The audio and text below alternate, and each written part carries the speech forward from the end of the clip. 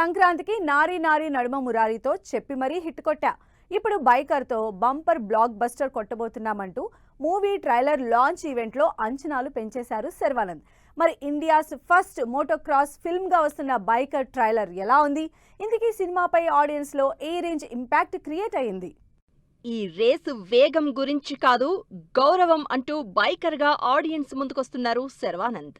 Abhilash Reddy direct చేసిన biker movie నుంచి release అయిన ట్రైలర్కి అమేజింగ్ రెస్పాన్స్ వస్తోంది.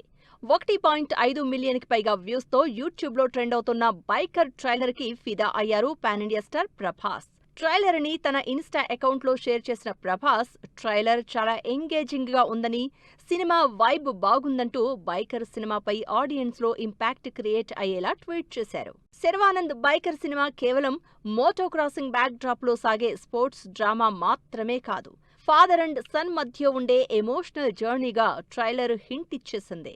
బుల్లెట్ సునీల్గా రాజశేఖర్, వికాస్ నారాయణగా శర్వానంద్ బైకర్ సినిమాలో తండ్రి కొడుకులుగా కనిపించనున్నారు. అలానే ట్రైలర్లో ఈ ఇద్దరి మధ్య రివీలైన ఇంటెన్స్ సీన్స్ బైకర్ సినిమాపై ఎగ్జైట్మెంట్ పెంచేశాయి. బైకర్ సినిమాలో శర్వానంద్ 2 డిఫరెంట్ లుక్స్లో కనిపించనున్నారు. ఇప్పటికే తన రోల్ సూర్య సన్ ఆఫ్ కృష్ణన్లోని సూర్య రోల్ని గుర్తు చేస్తుందని ఓ ఇంటర్వ్యూలో ఓపెన్ అయ్యారు శర్వానంద్. ఈ లెక్కన బైకర్లో శర్వా తండ్రి కొడుకులుగా కనిపించే అవకాశం ఉంది.